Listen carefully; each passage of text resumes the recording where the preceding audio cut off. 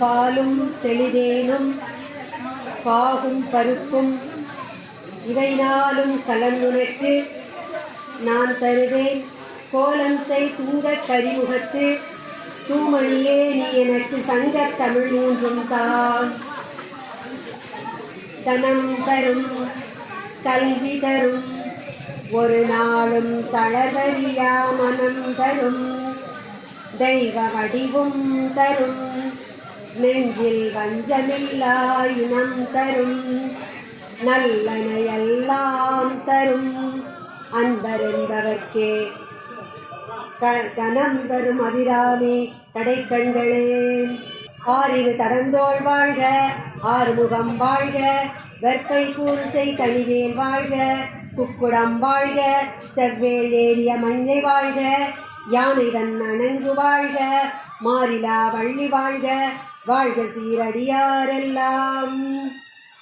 பூத்தவளே புவனம் 14 பூத்த வண்ணம் காத்தவளே பின் கரந்தவளே கரை கண்டனுக்கு மூத்தவளே என்றும் மூவா முகுந்தவர்க்கு இளையவளே மாத்தவளே உன்னையன்றி மற்றோர் தெய்வம் வந்திப்பதே.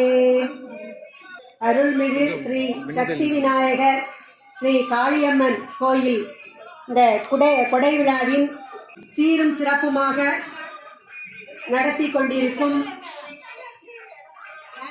சமுதாய அன்பர்களுக்கும் செயல தலைவர் பொருளாளர் மற்றும் இன்றைய நிகழ்ச்சிக்கு ஆதரவு கொடுக்கும் அன்பர்களுக்கும் பக்த கோடிகளுக்கும் என்னுடைய சிற்றுரையை கேட்க வந்திருக்கும் அன்பர்களுக்கும் பெரியோர்களுக்கும் சான்றோர்களுக்கும் என் நன்றியை கூறி இன்றைய தலைப்பான அருள் தருவாள் அன்னை காளி என்ற தலைப்பிலே அந்த அன்னையினுடைய லீலைகளை உங்களோடு கலந்து பகிர்ந்து கொள்ள சிந்திக்க வந்துள்ளேன். ஆதியும் அந்தமும் எல்லா அருட்பெரும் ஜோதி. அந்த ஆதி ஜோதியானது சிவபரம் பொருளானது சகுண பிரமமாக இருக்கும் பொழுது சிவமாகவும் நிர்குண பிரமமாக இருக்கும் பொழுது சிவமும் சக்தியுமாக பிரிந்து இந்த அண்ட பகிரண்ட அனைத்தையும் படைத்தும் காத்தும் அழித்தும் மறைத்தும் அருள் செய்தும் இந்த உலக இயக்கத்தை நடத்தி கொண்டிருக்கிறது.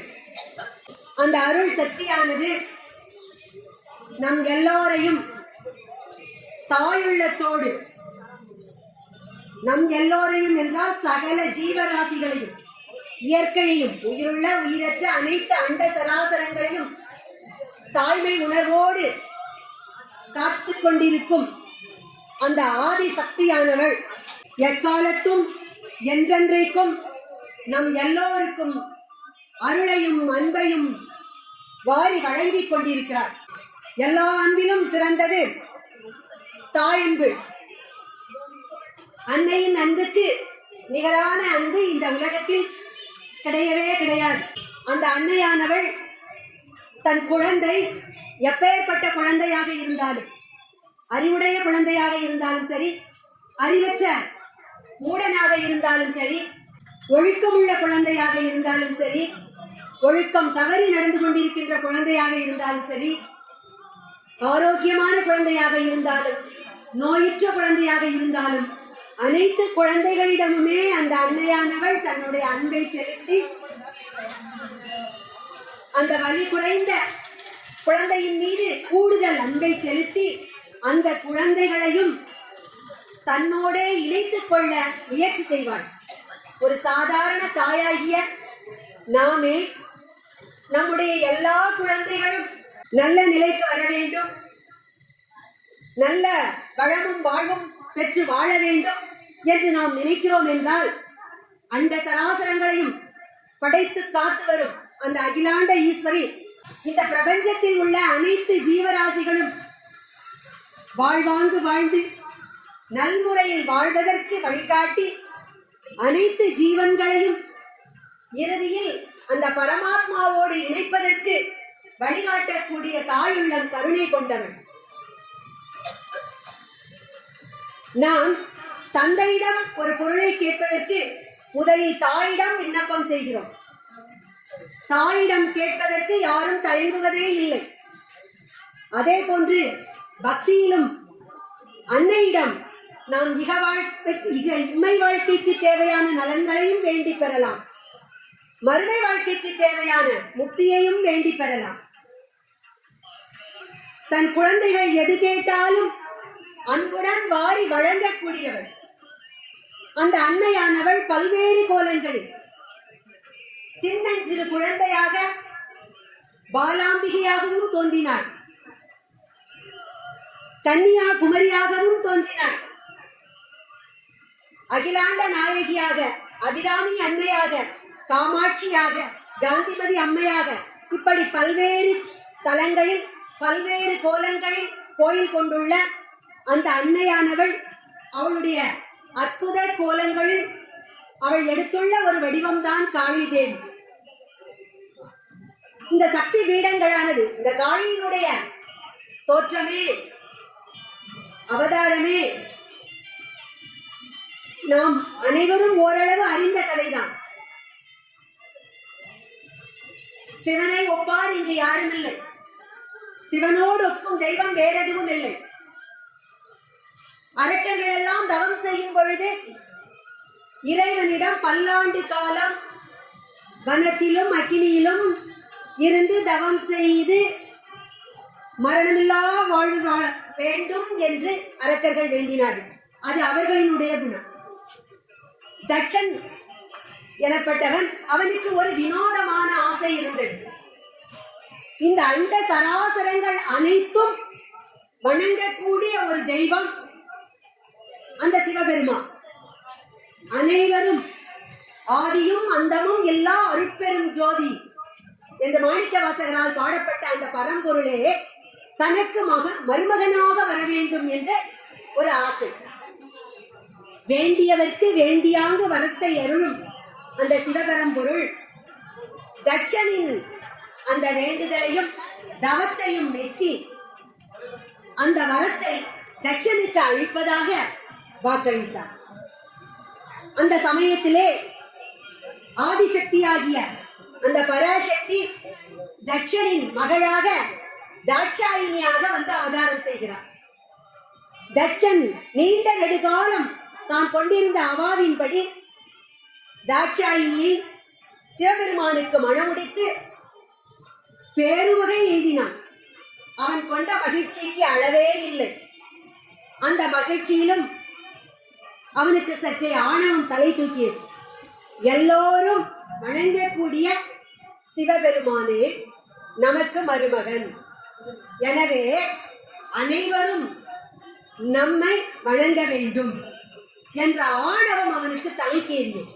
ஆணவம் வந்து கிழங்கு போன்று, ஆணவர் கிழங்கை அகழ்ந்தெடுக்க தொடுக்கும் கடவுள் பழம்பாடல் தொடையின் நடைபடுத்த இளம்பிடி அந்த பாடல்ல அகந்தை கிழங்கே அகழ்ந்தெடுக்கும் தொழும்ப மனக்கோயில் என்று குமரகுருபரர் பாடியிருப்பார். அகந்தை கிழங்கானது நம்ம எவ்வளவுதான் எடுத்தாலும் தொடைத்து எரிந்தாலும் எங்கோ ஒரு மூலையில் வேர்விட்டு கொண்டிருக்கும்.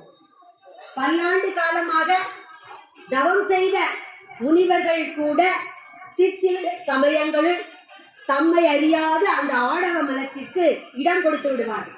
அந்த ஆணவ கிழங்கை அகந்தை கிழங்கை அவ்வளவு எளிதில் யாராலும் எடுத்து விட முடியாது. அந்த ஆணவமானது எங்கிருந்து வருகிறது? அகங்காரம், மமகாரம், இந்த ரெண்டும் வடிவமாக ஆணவ கிழங்கு. நான் என்பது அகங்காரம், எனது என்பது மமகாரம். எல்லோருக்கும் நான் என்கின்ற ஒரு உணர்வு இருக்கும். எப்பொழுது நாம் சிந்திக்க தொடங்குகிறோமோ அப்பொழுதே நான் என்கின்ற அந்த ஆணவம், அகங்காரம் நம் உள்ளத்திலே வந்துடும். நான் உனக்கு கீழ்ப்படிய வேண்டுமா? நான் சொல்வதை நீ கேட்பதில்லையா? நான் நான் நான் என்கின்ற இந்த அகங்காரம் நம் உள்ளத்திலே முதலில் அடியெடுக்க வேண்டும். அடுத்ததாக எனது என்ற மமகாரம், எல்லாம் எனக்கு, அகங்காரத்திற்கு அடுத்தபடி இந்த மமகாரம். அதனால்தான் இந்த அரக்கர்கள் எல்லாம் நம் புராணங்களிலும் பாகவதங்களிலும் பார்த்தால் பல்லாயிரம் ஆண்டுகள் கடும் தவம் செய்து பெற்ற வரத்தினால் இந்த அகங்காரத்தை பெற்று மமகாரத்தின் காரணமாக சர்வலோகத்தையும் அனைத்தையும் தனதாக்கிக் கொள்ள வேண்டும் என்ற மமகாரத்தையும் வளர்த்துக் கொள்கிறார். எனது, என்னுடையது, எனக்கு என்ற மமகாரம். அது ஆதலால் இந்த ஆணவ கிழங்கை அகழ்ந்தெடுக்க வேண்டும் என்றால் முதலில் இந்த மமகாரத்தை களைய வேண்டும். எனது, என்னுடையது என்ற பற்றை நீக்கி பிறருக்கும் கொடுக்கக்கூடிய, பிறரோடு பகிர்ந்து கொள்ளக்கூடிய உணர்வு வரும் பொழுது அந்த மமகாரம் சற்று விலகும். அதன் பிறகு என் செயலால் ஆவது யாதொன்றும் இல்லை தெய்வமே, உன் செயலே என்னுணர பெற்றேன் என்று நாம் செய்கின்ற, நினைக்கின்ற, நிகழ்த்துகின்ற அனைத்திற்கும் நம்மை ஆட்டுவிக்கின்ற அந்த பரம்பொருளே காரணம் என்று உணரும் பொழுது இந்த நான் என்கின்ற அகங்காரமும் போகும். அதனால முதல்ல உள்ள வர்றது அகங்காரம், இரண்டாவது உள்ள வர்றது மமகாரம். இத போக்குறது எப்படி போக்கணும்னா முதல்ல மமகாரத்தை வெளியில போக்கணும், அடுத்தது அகங்காரத்தை வெளியேற்றணும். இது சாதாரணமா சொன்னா இப்ப முதல்ல பனியனை போட்டுட்டு சட்டையை போடுவாங்க. கழட்டும் போது சட்டையை கழட்டிட்டு பனியனை கழட்டும். பனியன்கிறது அகங்காரம் மாதிரி, சட்டை மமகாரம் மாதிரி. அந்த நான் என்கின்ற உணர்வானது நமக்குள்ளே வந்துவிடும். தட்சனுக்கு அந்த அகங்காரம் வந்துவிட்டது. சிவபெருமானே எனக்கு, அனைவரும் வணங்கக்கூடிய சிவபெருமானே என்னுடைய மருமகன் என்றால் 33 தேவர்களும் எனக்கு அடிபணிய வேண்டும் என்ற அகங்காரம் அவன் உள்ளத்திலே தலை தூக்கியது. இதை எல்லாவற்றையும் அறிந்து கொள்ளும் பரம்பொருளுக்கு தட்சனின் எண்ணம் புரியாமல் இருக்குமா? அவர் தாட்சாயினியை அழைத்துக் கொண்டு கைலைக்கு சென்று விட்டார். அன்று முதல் தட்சனானவன் அந்த சிவபெருமானை தனக்கு யார் வரவழைத்தார்களோ, தான் இத்தனை காலம் தவமிருந்து யாரை மருமகனாக பெற்றோமோ அவரையே எதிரியாக நினைக்க தொடங்கினான்.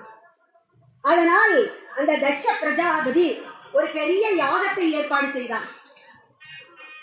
அந்த யாகத்திற்கு அனைத்து தேவர்களையும் அழைத்திருந்தான்.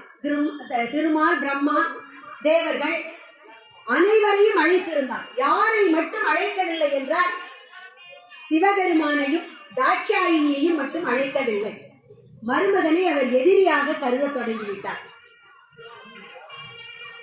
பிறந்த வீட்டிலே ஒரு பெரும் விழா நடக்கிறது என்றால் எல்லா பெண்களுக்கும் பிறந்த வீட்டிற்கு போவதற்கு ஒரு ஆசை வரும். இவ்வளவு காலமாக வாழ்ந்து வந்த அந்த பிறந்த வீட்டிலே போனால் அந்த பெண்களுக்கு ஒரு விதமான மகிழ்ச்சி, உரிமை. அங்கே போய் தங்களுடைய மகிழ்ச்சியை, தங்களுடைய முதன்மையை நிலைநிறுத்திக் கொள்ள வேண்டும் என்ற உணர்வு எல்லாருக்கும் உண்டு.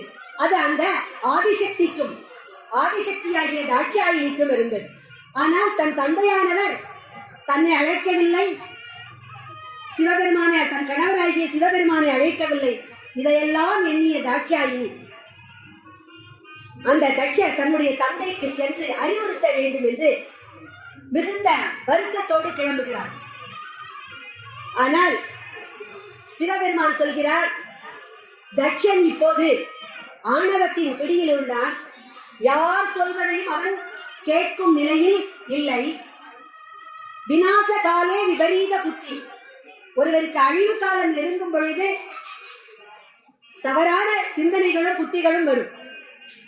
அப்படி இவன் இந்த அழிவு காலம் நெருங்கிய காரணத்தினால் இத்தோதைய ஒரு பாவ செயலை செய்து கொண்டிருக்கிறார்.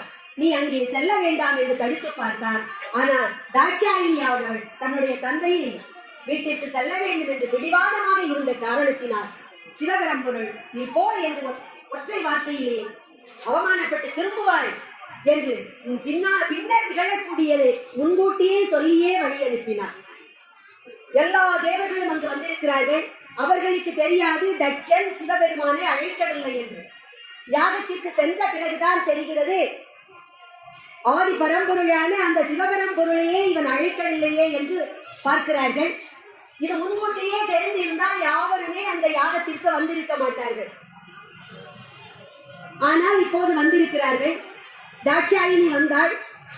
தான் பழகிய பழக்கத்தில் உரிமையில் தன் தந்தையை பார்த்து அறிவுரைகள் கூறுகிறாள். யாரை முதலில் அழைக்க வேண்டுமோ அவருக்கு அழைப்பு விடாமல் இந்த யாகத்தை செய்கிறீரே, இந்த யாகத்தினால் என்ன பலன் கிடைக்கும் என்றெல்லாம் எடுத்து கூறியும் அந்த தந்தையானவர் மகளினுடைய வார்த்தைகளை செவிமடுக்கவில்லை. கடுமையான மொழிகளால் திட்டிவிடுகிறார். தாட்சாயினிக்கு ஆத்திரம் ஒருபுறம், ஏமாற்றம் ஒருபுறம், அழுகை ஒருபுறம். அவளுடைய சினத்தீயில் இருந்து காளியை உருவாக்குகிறார். அந்த ஆதிசக்தி ஆகிய பராசக்தி தாட்சாயினியாக அவதான் தட்சனுக்கு மகளாக பிறந்த பொழுது அந்த தட்சனின் யாகத்தில் நடக்கின்ற அநீதியை தட்டி கேட்பதற்காக, முறையற்ற அந்த யாகத்தை அழிப்பதற்காக தன்னுடைய கோபக்கணையில் இருந்து தன்னுடைய அம்சமாக காளியை உருவாக்குகிறார்.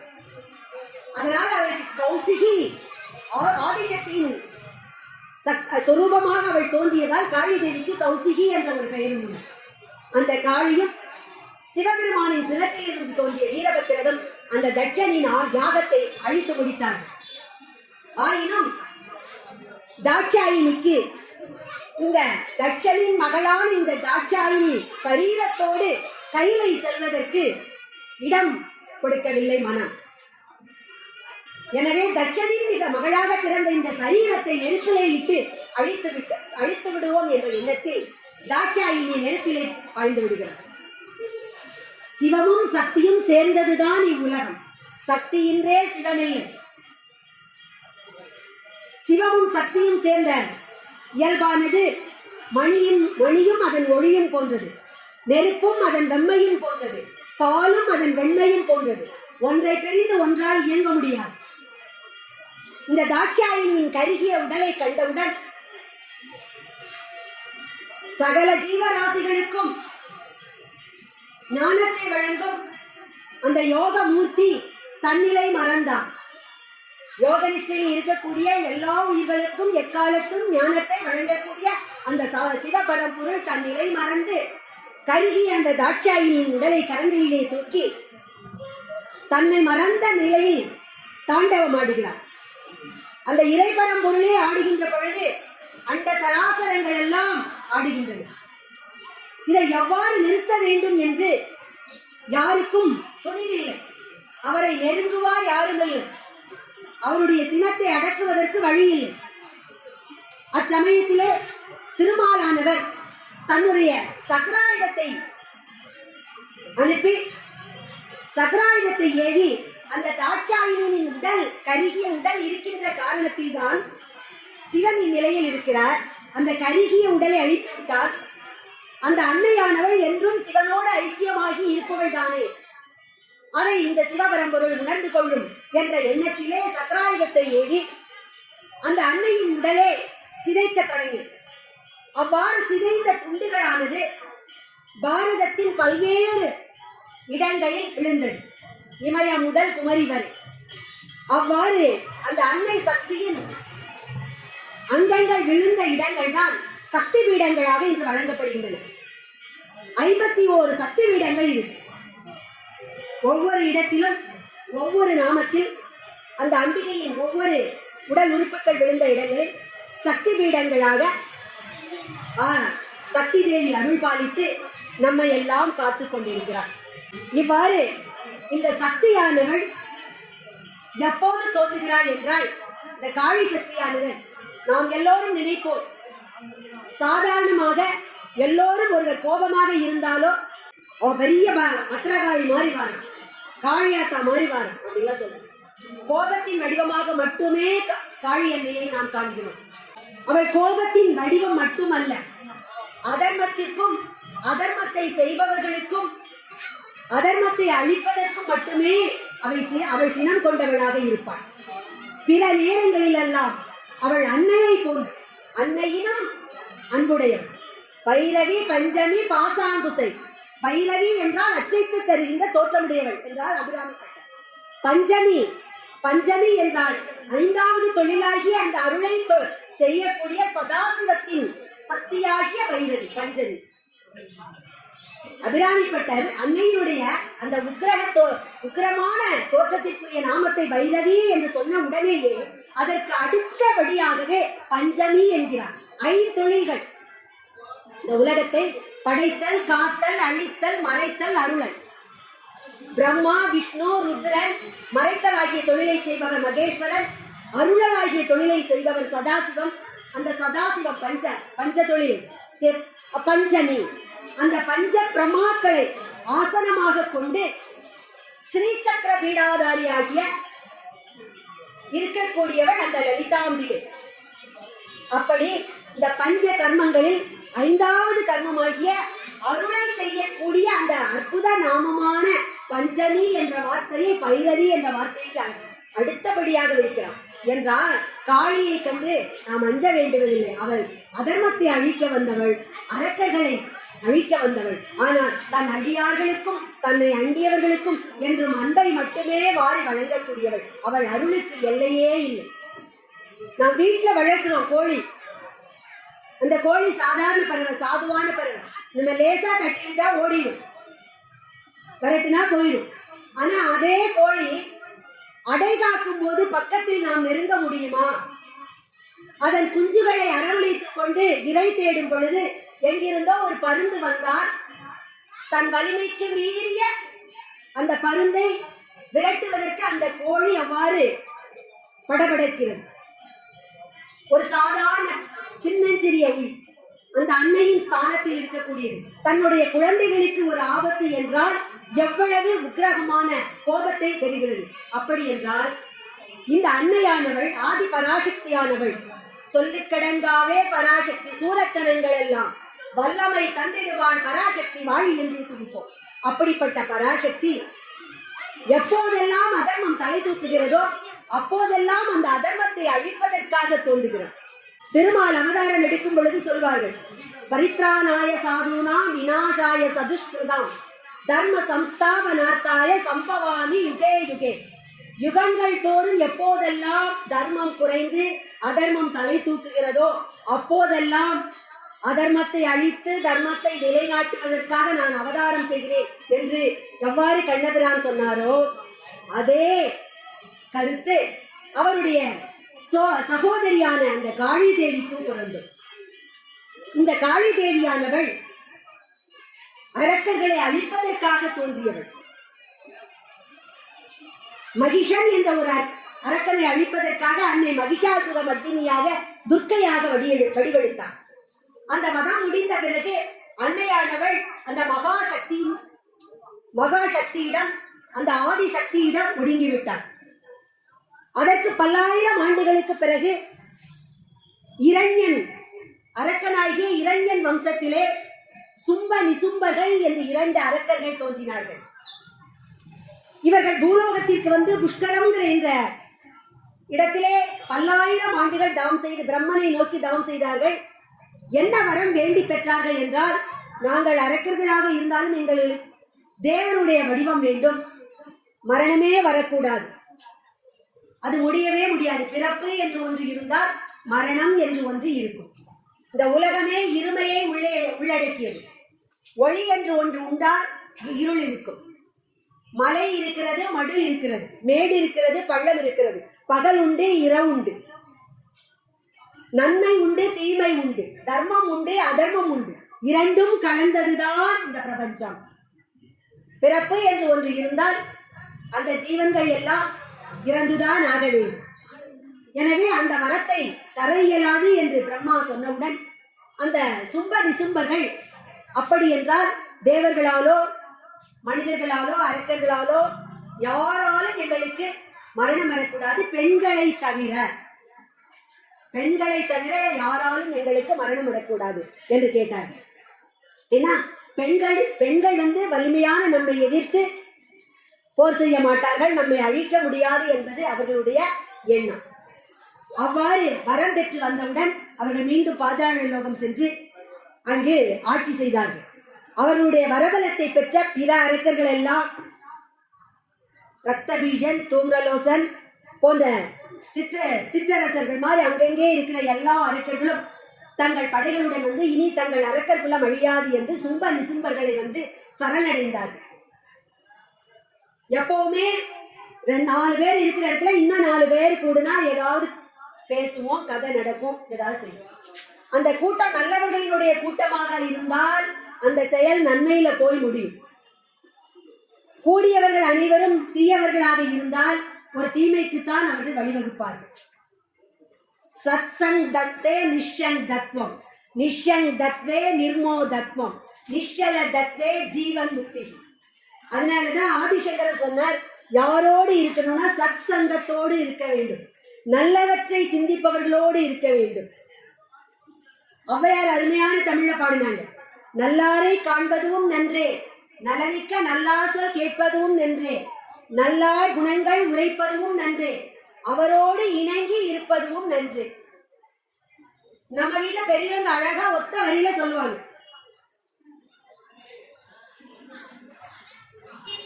பன்றியோட சேர்ந்த கன்றும் என்ன செய்யும். அதனால நம்முடைய சேர்க்கை முக்கியமானதாக இருக்க வேண்டும். இப்போ சும்ப நிசும்பர்களுடைய வரபலத்தையும் வலிமையையும் அறிந்த எல்லா அரக்கர்களும் அவர்களிடம் சேர்ந்தார்கள். எல்லோரும் ஒன்று கூடிய பின் அந்த அகங்காரம் போய் அடுத்ததாகிய மமகாரம் வந்துருச்சு. அவர்களுக்கு வாழ்வதற்கென்று ஒரு இடம் இருக்கிறது, எல்லாம் இருக்கிறது. நாமும் வாழணும், பிறரையும் வாழ விடணும். இந்த உலகம் நமக்கு மட்டும் பொது இல்லை, எல்லாருக்கும் பொதுவானது, சகல ஜீவராசிகளுக்கும் பொதுவானது. ஆனா இந்த அரக்கர்கள் என்ன நினைத்தார்கள் என்றால், தேவர்களை எல்லாம் சொர்க்கத்தை விட்டு வெளியே அனுப்பினார்கள். அந்தந்த லோகத்தில் இருக்கிற 30 முக்கோடி தேவர்களையும் அவர்கள் இருப்பிடத்தை விட்டு துரத்தி விட்டார்கள். அனைத்தையும் 14 லோகத்தையும் தனதாக ஆக்கி கொண்டு வாழ தலைப்பட்டார்கள். அங்கே வாழ்ந்தவர்களை எல்லாம் துரத்தி விட்டார்கள். அனைவரும் துன்பப்பட்டார்கள். தங்களுடைய குருவான பிரகஸ்பதியிடம் போய் கேட்டார்கள். எல்லோரும் ஒரு ஆலோசனை கேட்டார்கள், நாம் எல்லோரும் யாகம் வளர்த்து வழிபடலாமா என்று. பிரகஸ்பதி சொன்னார், நாம் யாகம் வளர்த்து ஒரு குறிப்பிட்ட தெய்வத்தை வழிபட்டால் அந்த தெய்வத்தின் அனுகிரகம் மட்டும் தோன்றும். இப்பொழுது சும்ப நிசும்பர்களை அழிக்க வேண்டும். அவர்கள் பெற்ற வரத்திலே ஒரு நிபந்தனை வைத்துள்ளார்கள், பெண்களை தவிர வேறு யாராலும் எங்களுக்கு மரணம் வரக்கூடாது என்றார்கள். எனவே பெண்களால் அவர்களுக்கு மரணம் நிகழும். அன்றைக்கு மகிஷனை அழித்த அந்த மகிஷாசுர மர்த்தினி எவ்வாறு நம்மை காத்தாளோ அந்த மகாசக்தியை நாம் எல்லோரும் வணங்க வேண்டும். அவ்வாறு வணங்கினால் அவள் இந்த சும்பர்களிடமிருந்து நம்மளை காத்தருள்வாள் என்று கூறினார். அதே போன்று 30 முக்கோடி தேவர்களும் அந்த அம்பிகையினுடைய நாமாவளியை கூறி தோத்திரம் செய்தார்கள். தோத்திரங்களால் மகிழ்பவள் நம் அன்னை. அவளுக்கு மிகப்பெரிய வழிபாடு எதுவும் தேவையில்லை. அவளை நாமாவளிகளால் அர்ச்சித்தாலே போதும். ஓம் சக்தி, ஓம் சக்தி, ஓம் பராசக்தி, ஓம் சக்தி, ஓம் சக்தி என்று எல்லா நாமாவளிகளும் தெரியவில்லை என்றால் கூட சக்தி என்ற நாமத்தை கூட மீண்டும் மீண்டும் மீண்டும் மீண்டும் அளித்தாலே அவள் நம்முடைய குரலுக்கு ஓடோடி வருவாள். அந்த அன்னையை தோத்திரத்து அருளை வேண்டினார்கள். அப்போது ஆதிசக்தியானவள் எவ்வாறு தட்சனின் யாகத்தை அழிப்பதற்கு காளியை உருவாக்கினாலும் இந்த சந்தர்ப்பத்திலும் தன்னுடைய கண்டத்திலிருந்து காளி என்ற அந்த ரௌத்ர சொரூபத்தை, தன்னுடைய அம்சமான அந்த சொரூபத்தை வெளிப்படுத்தினார். அந்த காளிக்கு பல்வேறு ஆயுதங்களையும் வழங்கி சிம்ம வாகனத்தையும் சிங்க வாகனத்தையும் அழித்து அங்கே நிசும்பர்கள் வாழும் நகரிலே சென்று ஒரு மலர்ச்சோலையிலே மகாதேவியும் அந்த காளிகா தேவியும் தேனினும் இனிய குரலில் பாடி மகிழ்ந்து கொண்டிருக்கிறார்கள்.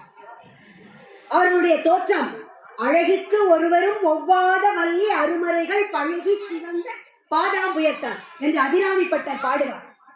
அழகுக்கு ஒருவரும் ஒவ்வாத வள்ளி.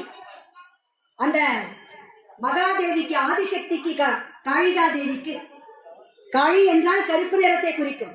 காலத்தை கட்டுப்படுத்துபவள், காலத்தை நிர்வகிக்கக்கூடிய தெய்வம். அவளுடைய அழகு அவளுடைய அழகுக்கு யாரையும் இணையாக சொல்ல முடியாது. அவளுடைய இரு பாதார விந்தங்களும் அந்த தேவர்கள் பாடி துதித்த நான்மறை வேதங்களின் ஒலிகளும் புஷ்பங்களும் பட்டு பட்டு சிவந்து போயிருக்கிறது. அழகுக்கு ஒருவரும் ஒவ்வாத வள்ளி அருமறைகள் பழகி சிவந்த பதாம்புயத்தாள். நான்மறை வேதங்களும் வழிபாடுகளும் ஒலிக்க ஒலிக்க அதனாலேயே சிவந்து போன பாதங்களை உடையவளாக இருக்கிறார். அந்த இருவரினுடைய தோற்றத்தையும் உல்லாசத்தையும் கண்டு சும்பனினுடைய படை வீரர்களான சண்டமுண்டர்கள் என்பவர்கள் அவர்களுடைய அந்த அழகிய சொரூபத்தை கண்டு தன்னுடைய மன்னனிடம் போய் சொல்கிறார்கள், மலர்ச்சோலையிலே இரு பெண்கள் மிக அழகாக இருக்கிறார்கள், அமுதகானம் இசைக்கிறார்கள் என்றவுடன் மன்னன் நிசும்பன் அரக்கன் அந்த தேவியை மனம் செய்து கொள்ள வேண்டும் என்று நினைக்கிறார். தூதுவனாக தன்னுடைய அரக்கனான தூம்ரலோசன் என்பவனை அனுப்புகிறான். அவன் சென்று சும்பர்கள் பெற்ற வரங்களையும் அவர்களுடைய வரபலத்தையும் எடுத்துரைத்து அவர்களை மணந்தாளின மகிழலாம் என்று அந்த ஆதி பராசக்தியிடமே உரைத்தார்கள். ஆனால் அந்த ரௌத்ர சுரூபியானவள்,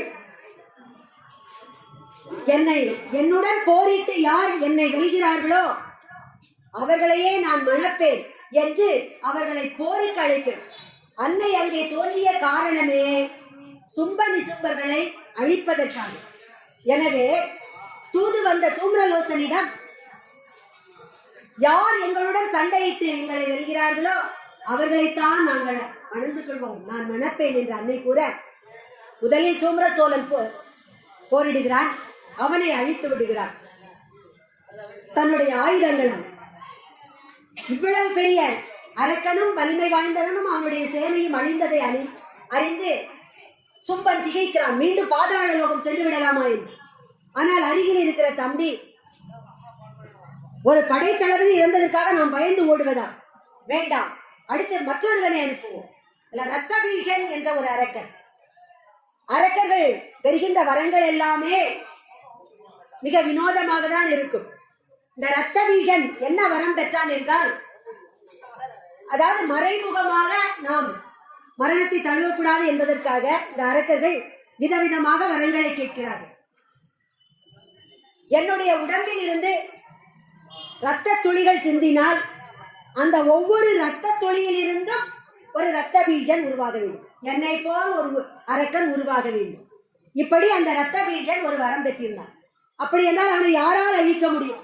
அவனை கொல்வதென்றால் அவன் உடலிலே இருந்து குருதி கொட்டினால் அந்த இரத்தத்தின் ஒவ்வொரு துளியிலிருந்தும் ஒவ்வொரு அரக்கர்கள் தோன்றுவார்கள். அவர்களை எவ்வாறு அழிப்பது? அந்த இரத்த பீஜனை போருக்கு அனுப்புகிறார்கள். அந்த இரத்த பீஜன் வந்தவுடன் நவசக்திகளாக அம்பிகை காட்சி அளிக்கிறார். நவசக்திகளும் தோன்றுகிறார்கள். பிராமி, வைஷ்ணவி போன்ற நவசக்திகளும் தோன்றி மகாகாளியோடு சேர்ந்து போரிடுகிறார்கள். அவன் உடலிலே இருந்து கொட்டுகின்ற ரத்தத்தில் இருந்து புதிய புதிய அரக்கர்கள் தோன்றுகிறார்கள். இறுதியாக காளி தேவியானவள் கபாலத்தை ஏந்தி அந்த அரக்கனினுடைய உடலிலிருந்து வழியக்கூடிய குருதியெல்லாம் எடுத்து தானே அருந்து விடுகிறார். ஏனென்றால் அந்த இரத்த துளிகள் கீழே சிந்தினால் மீண்டும் அரக்கர்கள் உருவாகிறார்கள். அதன் பிறகு சும்பர்களை அழைக்கிறார்கள். இவ்வாறு காளி அந்த ருத்திர காளியாக அரக்கர்களை எல்லாம் துவம்சம் செய்து அந்த குருதியை பருகிய காரணத்தால் அந்த காளியானவள் அந்த அரக்கர்களினுடைய ரத்தம், தீயவர்களினுடைய ரத்தம் அந்த பார்க்கடலை கடையும் பொழுது ஆலகால விஷம் தோன்றியது.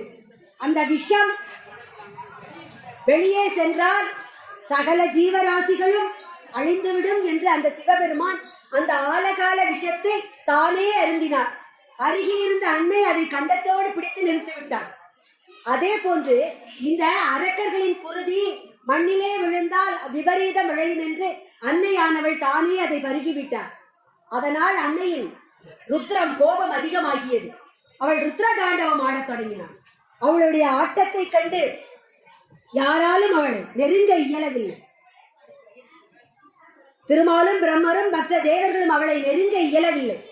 இந்த ஆட்டத்தை நிறுத்துவதற்கு என்ன செய்ய வேண்டும் என்றால் அந்த சிவபரம் பொருளையே வேண்ட வேண்டும், சிவபெருமானையே அழைக்க வேண்டும் என்று அந்த சிவபெருமானை துதித்தார்கள்.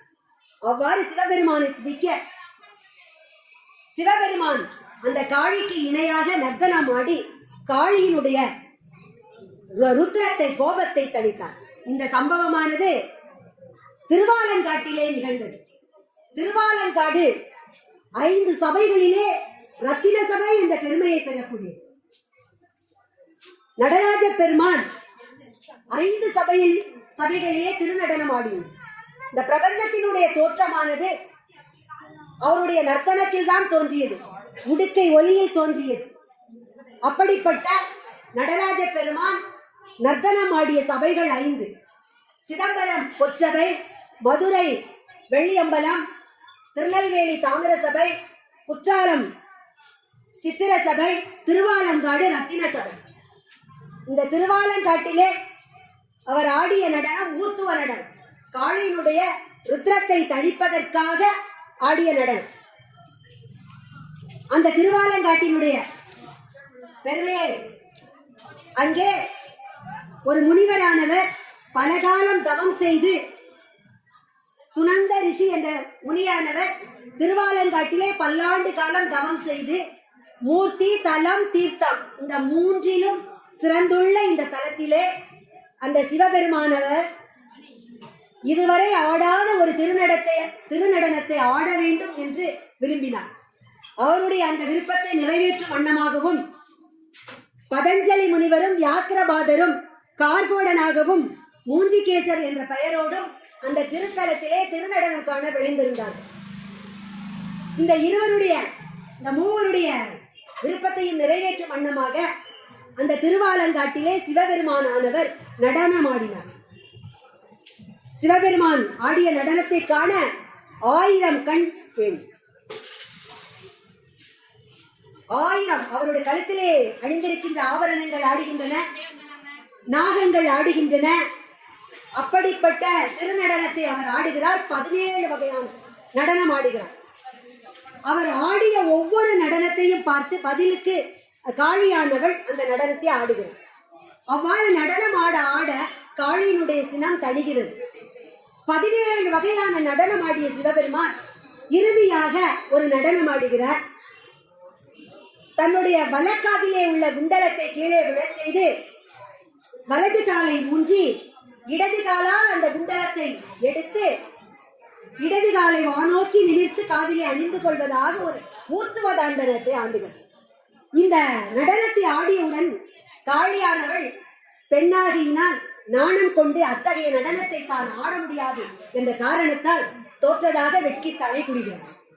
இவ்வாறு அந்த அம்மையும் அப்பனும் நடனமாடிய பெருமை அந்த திருவாலங்காட்டில், அதுவும் ஊர்த்துவ தாண்டவம் ஆடிய பெருமை.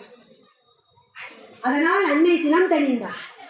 இவ்வாறு அந்த அம்மையும் அப்பனும் இந்த அண்ட சராசரங்களையும் காப்பதற்காக நர்த்தனமாடி இந்த உலகத்து உயிர்களை எல்லாம் காத்திருக்கிறார், ரட்சித்திருக்கிறார்.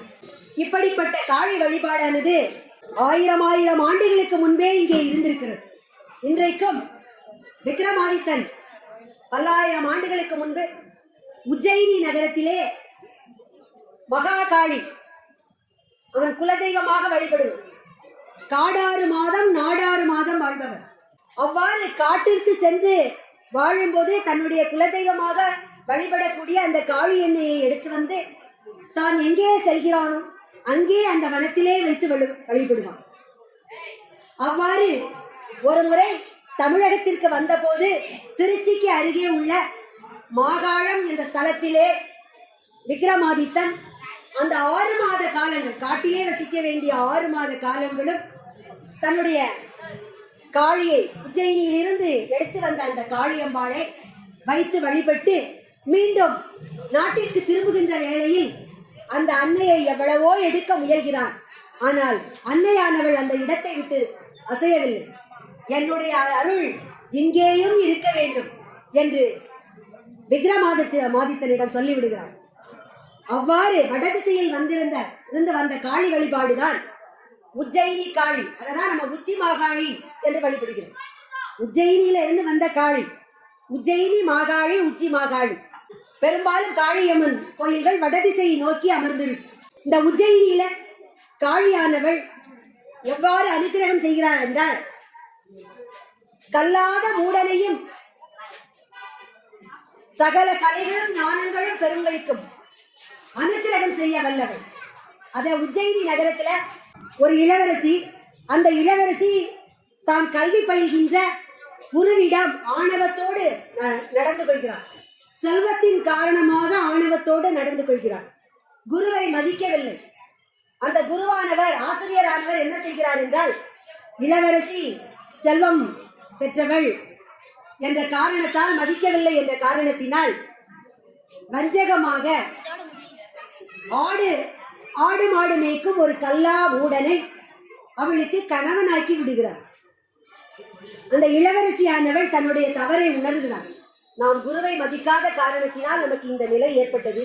எனவே மனம் வருந்தி காளியிடம் வேண்டி வருந்துகிறாள். தன் தவறுக்கு வருந்தி அந்த கல்லா மூடராய் இருக்கிற கணவருக்கு காளியினுடைய மந்திரத்தை கூறி, காளி கோயிலிலே சென்று நீர் வழிபடுக என்று அனுப்பி வைக்கிறாள்.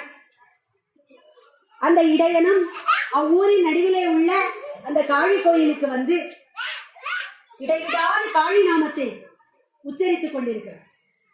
இறைவனுடைய நாமாவளிகளை தொடர்ந்து சொல்வதால் நம்முடைய வினை பயன் அருள். 108 முறை சொல்வது என்பது ஜாதக ரீதியாக ஒரு கணக்கை நேற்று சொன்னார்கள். இறைவனுடைய நாமாவளியை, தோத்திரங்களை 108 முறை சொல்வது இன்னொரு தாற்பயம் என்னவென்றால், நம் இதயத்தில் இருந்து 108 நரம்புகள் பல்வேறு இடங்களுக்கு பிரிந்து செல்கின்றது. இதயபூர்வமாக அந்த இறைவனை வணங்குகிறோம் என்பதற்கு அடையாளமாக இந்த நாமாவளிகளை 108 முறை சொல்கிறோம். அவ்வாறு 108, 1008 அப்படி சொல்லுவாங்க.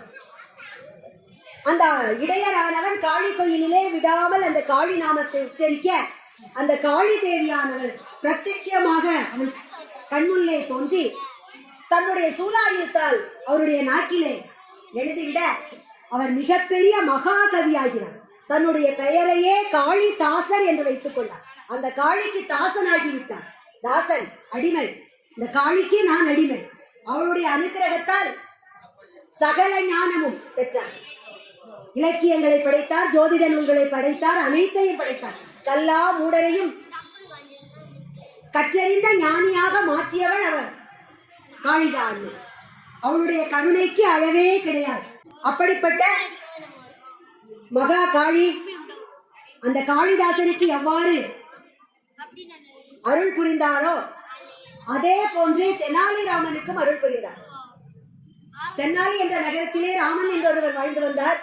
இளமையிலேயே தந்தையை இழந்து விட்டார். இயல்பிலேயே அந்த ராமன் என்கின்ற சிறுவர் துடுக்குத்தனமும் குறும்பும் நிறைந்தவன். தந்தை இழந்த காரணத்தால் வறுமை வாட்டியது.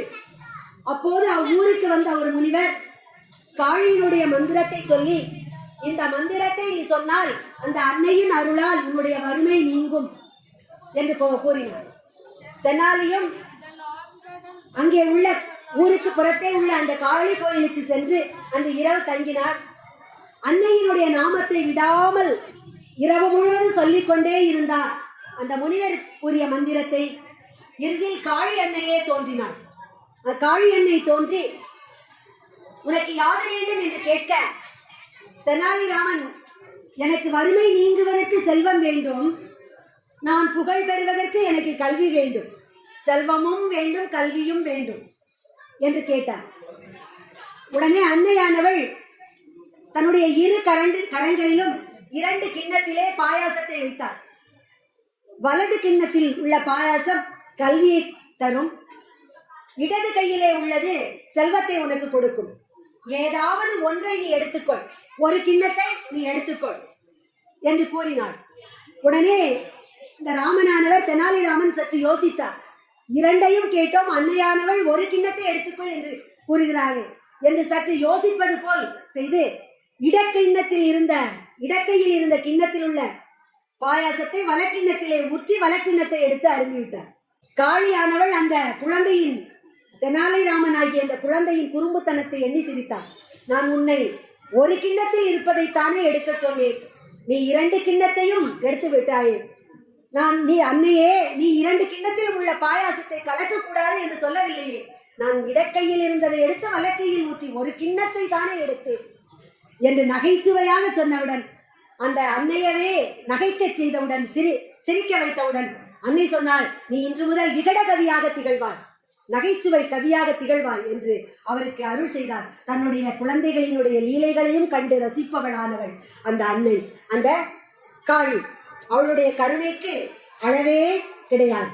அந்த அன்னையை நாம் எப்படி அடைய வேண்டும் என்றால், அவளுடைய அருளையே வேண்டி துதிக்க வேண்டும். என்றைக்கும் பொருளையே வேண்டுகின்ற நாம் அன்னையினுடைய அருளையே வேண்டி துதித்தால் அவள் இந்த கலியுகத்திலே கண்கண்ட தெய்வமாக கண்ணுக்கு முன்னே காட்சி தருவாள். சென்ற நூற்றாண்டிலே வாழ்ந்த ராமகிருஷ்ண பரமஹம்சருக்கு பவதாரிணி தேவியாக காட்சி தந்தவள் அந்த தட்சிணேஸ்வர காளி. அழுது மாணிக்க வாசகர் எவ்வாறு அழுது இறைவனுடைய அடியை அடைந்தாரோ அவ்வாறே அந்த ராமகிருஷ்ண பரமஹம்சரும் அன்னையை காண வேண்டும், அவளோடு பேச வேண்டும், பிரத்யட்சமாக பிறரை காண்பது போலவே அந்த அன்னையை தன் விழிகளால் காண வேண்டும் என்று அழுது தொழுதார். ஒவ்வொரு நாளும் கழியும் பொழுது என் வாழ்நாளில் இன்றொரு நாள் போய்விட்டதே, நெருநல் உளனொருவன் இன்றில்லை என்னும் பெருமை படைத்து உலகு. நேற்றிருந்த ஒருவன் இன்றைக்கு இல்லை என்பதுதான் இந்த உலக வாழ்க்கை. அப்படிப்பட்ட இந்த உலக வாழ்க்கையிலே அன்னையை காண்பதற்காக நாம் செய்கின்ற முயற்சியிலே இன்றைக்கு ஒரு நாள் கழிந்து விட்டது. அந்த அன்னையை எண்ணி எண்ணி துதித்தான்.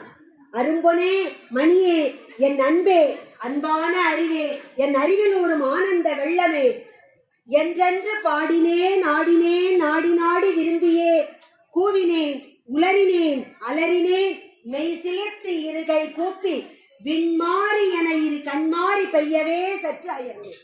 இவ்வாறு அழுது தொழுது அவளை வேண்டினால் நம் கண்முன்னே அவள் தோன்றுவாள்.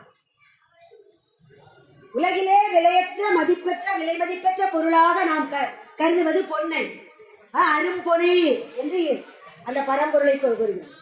மணி, அடுத்து விலை உயர்ந்த பொருள் மணி. அன்பு, நாம் உறவினர்களிடம் கொள்ளும் அன்பிற்கும் ஆதிசக்தியிடம் கொள்ளும் அன்பிற்கும் வேறுபாடு உள்ளது. இறை பரம்பரையிடம் கொள்ளும் அன்பிற்கும் வேறுபாடு உள்ளது. அவளிடம் காட்டும் அன்பால் நமக்கு தெளிந்த ஞானம் கிடைக்கும். உலகத்து உறவினிடம் கொள்ளும் அன்பால் நமக்கு இன்பமும் துன்பமும் விளையும். ஆனால் அன்னையிடம் கொள்ளும் அன்பால் அந்த அன்பின் முதிர்ச்சியால் தெளிந்த அறிவு உண்டாகும். அந்த தெளிந்த அறிவிலே இருந்து கிடைக்கக்கூடியது ஆனந்த வெள்ளம். அந்த ஆனந்த வெள்ளம் என்றைக்குமே குறையாது. அப்படி பெற்ற ஆனந்த வெள்ளத்தை பெற்று நாடி நாடி ஆடினேன் தன்னிலை மறந்து, நாடி நாடி விரும்பியே கூவினேன் உளறினேன், இப்படியெல்லாம் வழிபாடு செய்தவர் அந்த ராமகிருஷ்ண பரமஹம்சர். அந்த பக்தியின் உச்சத்திற்கு போய் உன்னை கண்ணால் காண முடியவில்லையே என்று அன்னையின் கரங்களிலே இருந்த உடைவாளை எடுத்து தன்னை மாய்த்துக் கொள்ள அவர் முற்பட்ட பொழுது, தன் தலையை வெட்ட அவர் முயன்ற பொழுது, அந்த அன்னை காளியே பவதாரிணி தேவி அவர் முன்னே காட்சி தந்தார். இவ்வாறு தன்னுடைய அன்பர்களுக்கெல்லாம் தோத்திரங்களால் மகிழ்ந்து அருளை வாரி வழங்கக்கூடியவள் அன்னை. இந்த அன்னையானவள் சத்வகுணத்தின் அம்சமாகவும் ரஜோகுணத்தின் அம்சமாகவும் விளங்குபவள். சத்வகுணமானது நமக்கு கல்வியையும், ரஜோகுணமானது செல்வத்தையும் தரக்கூடியது. இந்த சத்வகுணத்திலே அன்பு, பொறுமை, தெளிவு, கல்வி ஆகிய எல்லாம் கிடைக்கும். ரஜோகுணத்தினுடைய இயல்பானது விடாமுயற்சி, செல்வம், இந்த இணை அனைத்தையும் தர வேண்டும். இந்த இரண்டின் உருவமாக அவள் இருக்கின்ற காரணத்தால் தான் தெனாலிராமனுக்கு அருளும் பொழுது இரு கிண்ணத்திலும், இரு கரங்களிலும், இரு கிண்ணத்திலும் கல்வியையும் செல்வத்தையும் அவள் தன் கரங்களிலே அழித்து காட்டினான். சச்சிதானந்தம், அந்த ஆனந்தமயமாக இருப்பவள் மகாகாளி. இந்த மகாகாளியினுடைய சக்தி இந்த உலக நிகழ்ச்சிகளில் மாயைகளில் எல்லோருக்கும் உதவக்கூடியது. அவள் யாருக்கும் ஓடி வந்து உதவக்கூடியவள். கண்ணனினுடைய பிறப்பிலே திருமால் கண்ணனாக பிறக்கும் பொழுது அந்த கண்ணன் பிறப்பிலே அவருக்கு இந்த சகோதரியான காளி தேவி உற்ற துணையாக இருந்திருக்கிறார். கம்சனானவன் தன்னுடைய சகோதரியான தேவகிக்கும் வசுதேவருக்கும் திருமணம் முடிந்து ராஜவீதியிலே தேரிலே தன்னுடைய தங்கையையும் கணவரையும் ஏற்றுக்கொண்டு தேரோட்டியை இறக்கிவிட்டு சகோதரி மேல் கொண்ட பாசத்தின் தேவகியின் மேல் கொண்ட பாசத்தின் காரணமாக தானே தேரை ஓட்டி சொல்கிறான் கம்சன். அவ்வாறு மகிழ்ச்சியாக சென்று கொண்டிருக்கும் பொழுது வானத்திலே ஒரு அசரீரி கேட்கிறது. கம்சா, எந்த சகோதரிக்காக நீ இவ்வளவு பாசத்துடன் தேரோட்டியாக செல்கிறாயோ அந்த சகோதரியின் வயிற்றிலே பிறக்கும் 8வது குழந்தை உனக்கு யமனாக அமையும் என்ற ஒலி கேட்டவுடன் அதுவரை சகோதரியின் மேல் அளவற்ற பாசம் கொண்டிருந்தவன் தேர்தட்டை விட்டு இறங்கினான். மனிதனுக்கு மரண பயம் வந்தால் உறவுகள் பெரிதாக தெரிவதில்லை. பாசமாக இருந்த அந்த கம்சன் தன்னுடைய சகோதரியை கொல்ல துணிந்தான்.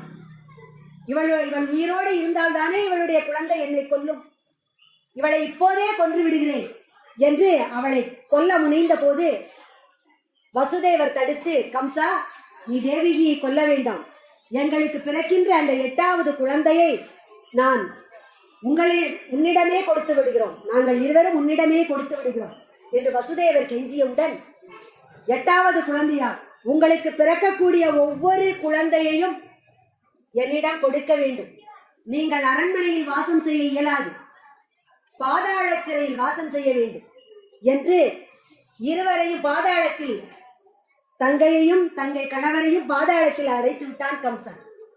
இருவரும் சிறைச்சாலையில் வாழ்கிறார்கள். ஒவ்வொரு குழந்தையாக தோன்றுகிறது. 7 குழந்தைகளையும் கம்சன் கொன்றுவிட்டான். 8வது குழந்தையாக பிறப்பவர் தான் திருமால் கண்ணனாக பிறக்கிறார். அவர் பிறந்தது என்னவோ சிறைச்சாலையில். தேவகியின் மகனாக பிறந்து கோகுலத்தில் நந்தகோபர் மாளிகையில் யசோதையின் மகனாக வளருவார். குழந்தை பிறந்தவுடன் அந்த சிறைச்சாலையிலே இறைவன் தோன்றி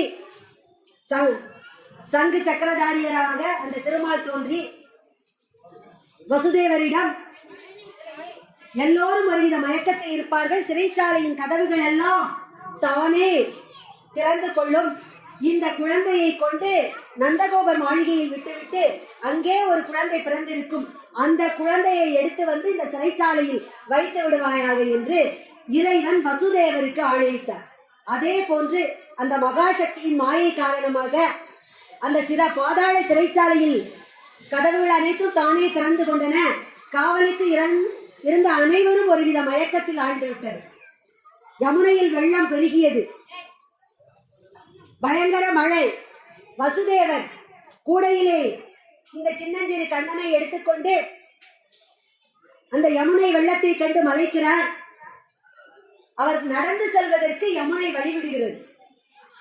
மழை அந்த கண்ணபிரான் மீது விழாமல் இருப்பதற்காக ஆதிசேஷன் குடைபிடிக்கிறது. இது எல்லாம் இறை சக்தியால் நிகழ்ந்தது.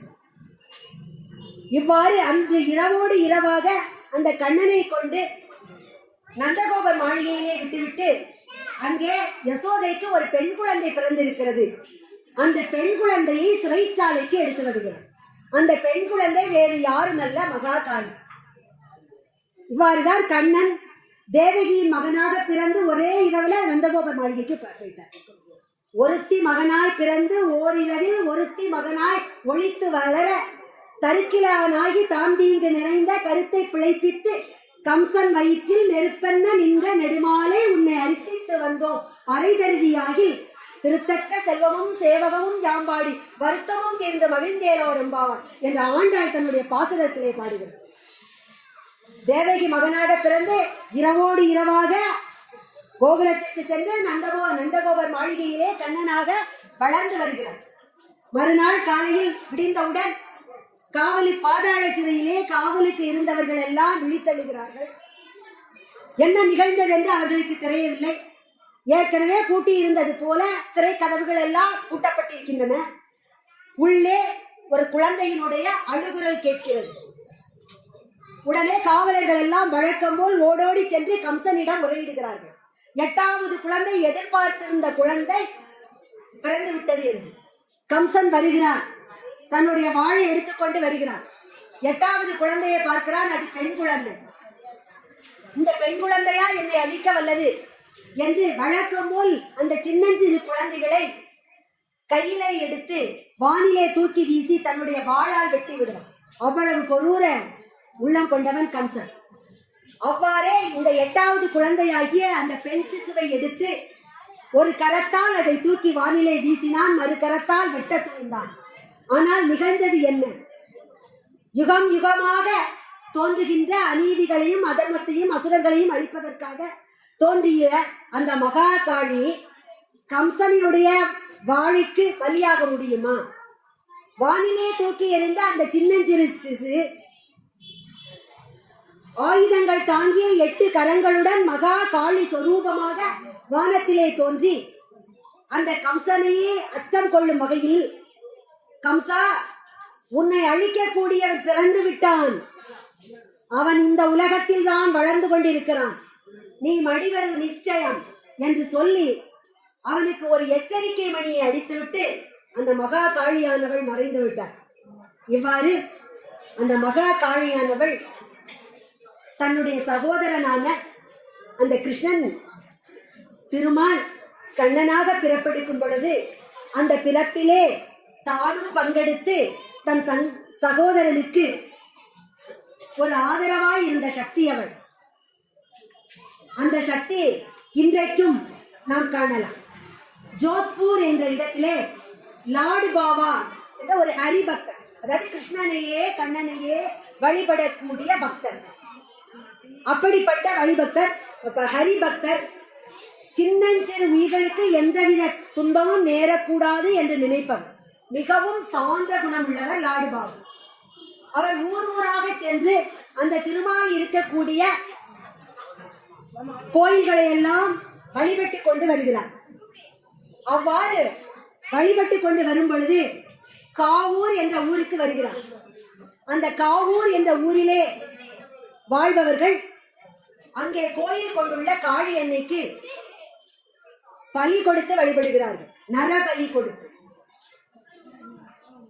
அந்த நரபலி கொடுத்து வழிபடும் பொழுது அன்றைக்கு லாடு பாபா வந்தவுடன் அவர் எறும்புக்கு கூட தீங்கு நினைக்காதவர் அந்த லாடு பாபாவை இன்றைக்குரிய பலி இவர்தான் என்று அன்னையின் ஆலயத்திலே கட்டி வைத்து விடுகிறார்கள். அவர்களிடம் இவர் எவ்வளவோ எடுத்து கூறியும் அவர்கள் கேட்பதாக இல்லை. உடனே அவரால் தான் என்றைக்கும் வணங்கும் அந்த கண்ணனை நாமத்தை ஜபித்தபடியே இருக்கிறார். சுற்றியுள்ள கொலைஞர்கள் எல்லாம் கொடுவாளை எடுத்துக்கொண்டு வருகிறார்கள். இதை பார்த்தவுடன் காளியானவள் தன் அண்ணனை வழிபடும் அவருக்கு நேரும் தீங்கை தாங்கிக் கொள்வாளா? அவள் தோன்றி அந்த கொலைஞர்களை அழித்து லாடு பாபாவை காப்பாற்றுகிறார். அத்துடன் இல்லாமல் அவருக்கு காட்சி தந்து அவர் வேண்டும் வரத்தை கேட்டவுடன் அவர் கேட்கிறார், அன்னையே, கருணையாய வடிவான உன் ஆலயத்தில் நீ உயிர் பலி கூடாது, இதை நீ இங்குள்ளோருக்கு உணர்த்த வேண்டும் என்று வேண்டுகிறார். அதே போன்ற அன்னையானவள் அவ்வூர் மன்னனின் கனவிலே தோன்றி இவ்வாலயத்திலே நீங்கள் இனிமே பலி கொடுக்க வேண்டாம் என்று சாந்த சொரூபியாக காட்சியளிக்கிறார். நாம் பலி கொடுக்க வேண்டியவை இருக்கின்றன. 6 பொருள்கள்: மோகம், காமம், குரோதம், லோபம், மோகம், மதம், மாச்சரியம். நம்ம உட்பகைகளாக இருக்கக்கூடிய இந்த 6ஐயும் நாம் அன்னைக்கு பலி கொடுக்க வேண்டும். அசுரர்களும் இதெல்லாம் நாம் புராணத்திலே பார்த்த கதைகள் எல்லாம் ஒரு உருவகங்கள் தான். இன்றைக்கு அப்படியெல்லாம் யாரும் இல்லை. ஆனால் நம் உள்ளத்திலே அத்தகைய அரக்க குணங்களும் தீமைகளும் தீய எண்ணங்களும் இருந்தால் அவற்றையெல்லாம் நாம் பலி கொடுத்து விட வேண்டும், அழித்து விட வேண்டும். அவையே நாம் அன்னைக்கு கொடுக்கக்கூடிய பலிகளாக இருக்க வேண்டும். காமம், குரோதம், லோபம், மோகம், மதம், மாச்சரியம் என்ற 6 துர்குணங்களையும் பலியாக அன்னைக்கு விட்டுவிட்டு நற்பண்புகளை பெற்றால் அன்னையின் அருள் கடாட்சம் என்றைக்கும் நம் மீது இருக்கும். அதுவே அன்னை உணர்த்தும் கதையாகும்.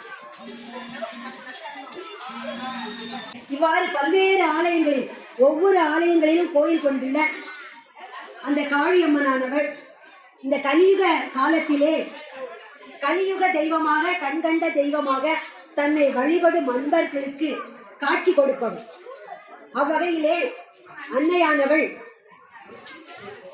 தமிழ்நாட்டிலே 7 ஸ்தலங்களிலே பேழையிலே பீடமாக வழிபடப்படுகிறது.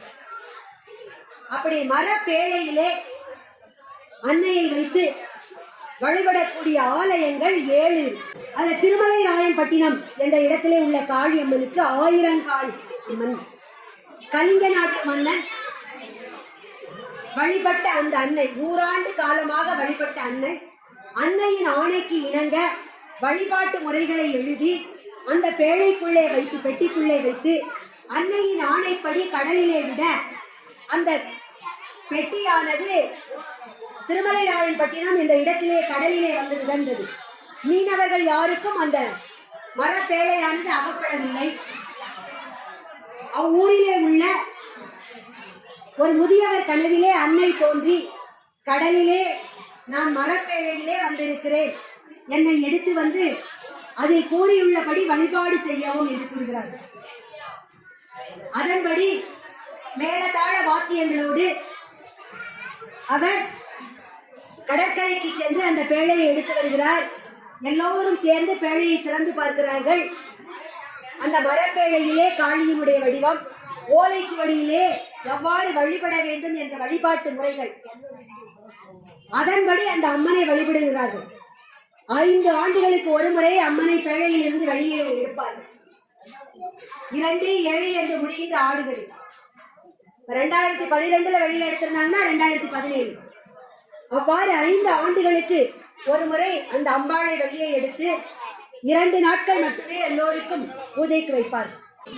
வைகாசி மாதம் வளர்பிறையிலே ஒரு குறிப்பிட்ட நன்னாள், பொதுவாக திங்கட்கிழமை இரவிலே அன்னையை எடுப்பார்கள் பேழையில் இருந்து. 1 மண்டலம் விரதம் இருந்தவர்களே அச்செயலை செய்வார்கள். அக்காரியத்தின் போது ஆலயத்தில் 7 திரைகளை தொங்கவிட்டிருப்பார்கள். அந்த அம்பாளை வெளியே எடுப்பார்கள்.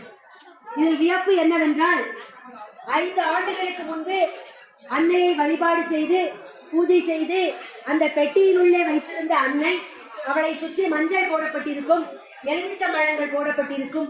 5 ஆண்டுகள் கழித்து எடுக்கும் பொழுதும் அந்த எலுமிச்சம்பழம் வாடாமல் புத்தம் புதியது போலவே இருக்கும்.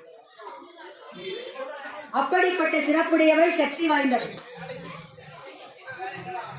செவ்வாய்க்கிழமை முழுவதும் அலங்காரம் செய்வார்கள். எல்லோரும் பொங்கல் வைத்து தளியல் போட்டு அன்று மாலை முதல் புதன் வியாழன் 2 நாட்கள் அன்னை எல்லோருக்கும் காட்சி கொடுப்பார். எங்கெங்கோ இருந்து அன்னையை வழிபட அந்த 1000 காளி அம்மனை வழிபட வருவார்கள். அப்படி வழிபட்டு வெள்ளிக்கிழமை அதிகாலை 6 மணிக்குள் அன்னையை மீண்டும் வேலைக்குள் வைப்பார். இவ்வாறு இந்த கலியுகத்திலும் இன்றைக்கும் அன்னையுடைய சக்தியானது பிரத்யட்சமாக வெளிப்படுகிறவாறு பல்வேறு இடங்களில், பல்வேறு ஆலயங்களில் அன்னை கோயில் கொண்டுள்ளார்.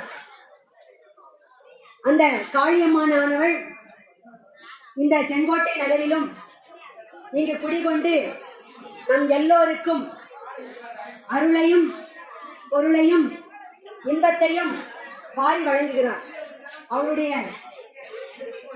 அருளானது எல்லோருக்கும் கிடைக்க வேண்டும், எல்லோரும் எல்லா நலமும் பெற வேண்டும் என்று கூறி 16 செல்வங்களையும் அவள் நமக்கு தர வேண்டும் என்று கூறி, கலையாத கல்வியும் குறையாத வயதும் ஓர் கபடு வாராத நட்பும் கன்றாத வளமையும் குன்றாத இளமையும் கழுப்பினி இல்லாத உடலும் சலியாத மனமும் அன்பு அகலாத மனைவியும் தவறாத சந்தானமும் தாழாத கீர்த்தியும் மாறாத வார்த்தையும் தடைகள் வாராத கொடையும் தொலையாத நிதியமும் போனாத கோலும் ஒரு துன்பமில்லாத வாழ்வு முதவி பெரிய தொண்டரோடு கூட்டு கண்டாய் அலையாழி அருவியிலும் மாயனது தங்கையே ஆதி கடவுளின் வாழ்வே. செங்கோட்டை நகரில் வாழும் இந்த காளியம்மனும் நமக்கு இந்த 16 செல்வத்தையும் வழங்குவாள். அவளுடைய அருளானது கடல் கடந்தும் என்றைக்கும் நிலைத்திருக்கிறது. இது நாம் வரலாற்றிலே பார்க்க வேண்டிய ஒன்று. 2ஆம் உலகப் போர் காலகட்டத்திலே வியட்நாம் தலைநகரான சைகோ நகரத்திலே ஜப்பான் நாடு குண்டு போட்டுக் கொண்டிருக்கிறது. அங்குள்ள அரசு அலுவலகங்கள், கட்டடங்கள் அனைத்தும் குண்டுக்கு இரையாகி தரைமட்டமாகிவிட்டது. இது சென்ற நூற்றாண்டிலே நடந்த நிகழ்ச்சி. 2ஆம் உலகப் போரின் போது, நாம் சுதந்திரம் பெறுவதற்கு முன்பு வியட்நாம் போரிலே ஜப்பான் வியட்நாம் மீது குண்டு போடுகிறது. அங்குள்ள கட்டடங்கள் அனைத்தையும் அழித்து தரைமட்டமாகிவிட்டது. அங்கு மக்கள் சென்று பதுங்குவதற்கு வேறு இடமில்லை. எனவே அங்குள்ள ஒரு காளி கோயில், மத வேற்றுமை பாராமல் அங்கே நிறைய புத்த சமயத்தை சேர்ந்தவர்களும் வாழ்கிறார்கள். அவர்கள் அனைவரும் அந்த கோயிலிலே சென்று, காளி கோயிலிலே சென்று அனைவரும் பதுங்கி இருக்கிறார்கள். இந்த கட்டடம் மட்டும் ஜப்பானியர் கண்களுக்கு தெரியாமல் இருக்க வேண்டுமே என்று நினைத்துக் கொள்கிறார்கள். ஆயினும் ஆகாய மார்க்கமாக பறந்து வந்த ஜப்பானியர் கண்களிலே இந்த கோவில் கட்டடம் தென்பட்டு விட்டது. உடனே அந்த கோயிலை சுற்றி அவர்கள் விமானத்திலே இருந்து குண்டுகளை வீசுகிறார்கள். ஆனால் ஆச்சரியம் என்னவென்றால், எந்த குண்டுகளும் கோயிலை நெருங்கவில்லை. கோயிலுக்கு சற்று தொலைவிலேயே அவர்கள் வீசிய குண்டுகள் அனைத்தும் மண்ணிலே புதைந்து விட்டது. கோயிலுக்கு எந்த சேதமும் இல்லை. கோயிலில் உள்ளே இருந்த மக்களுக்கும் எந்த சேதமும் இல்லை. இது நிகழ்ந்த நிகழ்ச்சி.